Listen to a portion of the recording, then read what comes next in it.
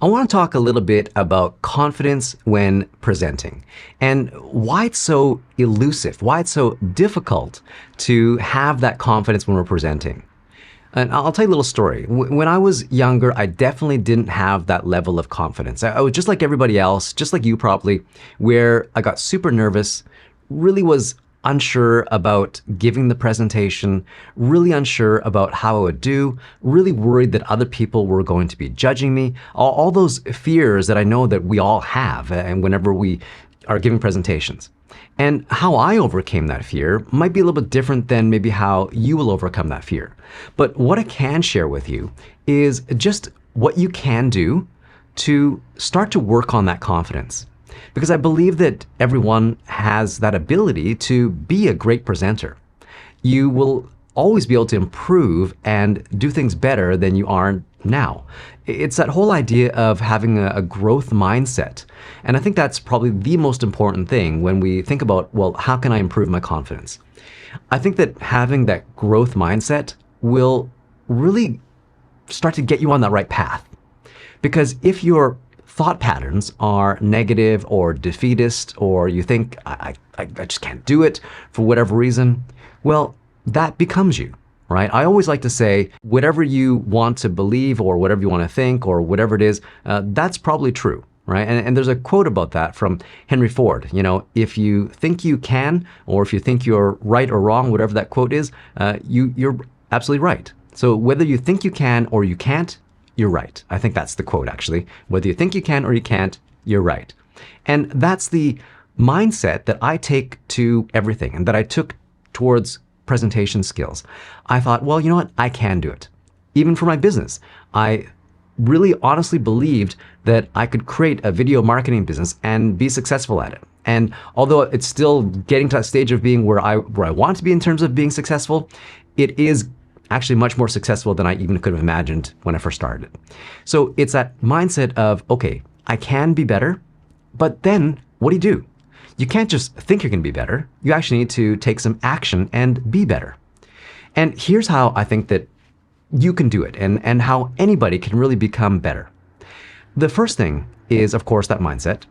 But the real main thing after that, what you can do, is it's not just about practicing and trying to just do them over and over, things like that. That is important, but I think it's actually more important to emulate somebody that you find confident already. This could be an actor. This could be a character in a TV show or a movie.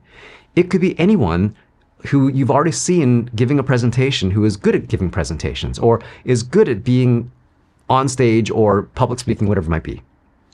What you want to do is you want to learn how they do it. You want to maybe, in a way, copy them. You want to emulate the way that they are doing things. And you use that style for yourself. Over time, you'll start to develop your own method of doing that. And what you can do while you're working on that is to practice, maybe do exactly what they're doing, even copy what they're saying, and then film yourself doing that and see how close you can get to doing what they are doing. Eventually, what will happen is that you will be able to incorporate who you are into that style that you're trying to emulate.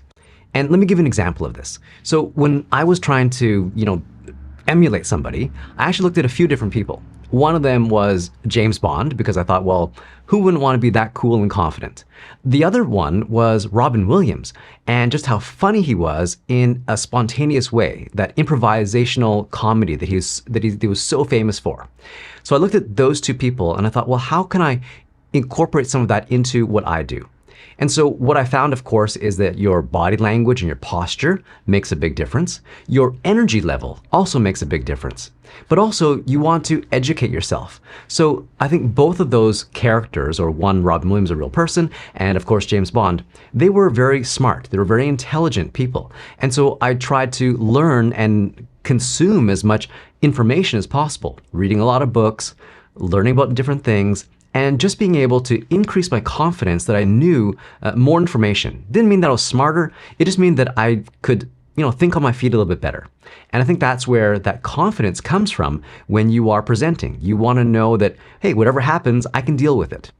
So that's really important for your confidence. The next thing you want to do is also incredibly important when it comes to presenting and feeling confident, is that You got to be prepared. There's no substitute for preparing well before a presentation.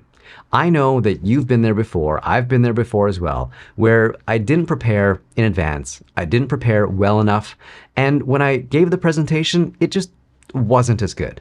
You'll end up being rambly, you'll end up saying a lot of filler words, you'll end up just coming across unprepared and not very confident. So it's really important to be prepared. I have a lot of videos about preparing for presentations, so check out one of those videos to learn about how to prepare even if you don't have time. And preparing doesn't have to be difficult. It can actually be really easy if you think about who your audience is. If you understand who your audience is, what they want to hear and what they are interested in, then it becomes a little bit easier to prepare for them and to be more confident then when you are giving the presentation. Anytime you are prepared, it's going to be better for you. It doesn't matter what you're doing. Let's say you play sports. If you don't practice and prepare, you will not be able to perform when you actually have a competition or a real game. Anything in life is going to be that way. If you prepare and practice and learn from that, you'll be better at it. And so that goes into the next thing, which is to learn from your mistakes. We all make mistakes. We all know that when we've done something not that well, we think, okay, well, oh my goodness, what happened there? You don't want to just feel like, oh, you know what, that was so bad, I never want to do that again. What you want to say is, oh yeah, I did that really badly. What can I do better next time? And it goes back to that whole growth mindset of, okay, yep, that wasn't very good. How can I do that better? You also want that feedback from people. You want that honest feedback where people can say, hey, you know what, that was really good, but this could have been better and that could have been better. And instead of thinking, oh, what do you know? And what a jerk or whatever, think, all right, are they correct? Is this person credible? Can I listen to their opinion? And if you can, then take that feedback and try to be better. Improve those things. Things that I know that everyone can improve are things like this, your energy, smiling, talking with a little bit more confidence and clarity, not talking as fast. Those things will already make you a little bit more confident.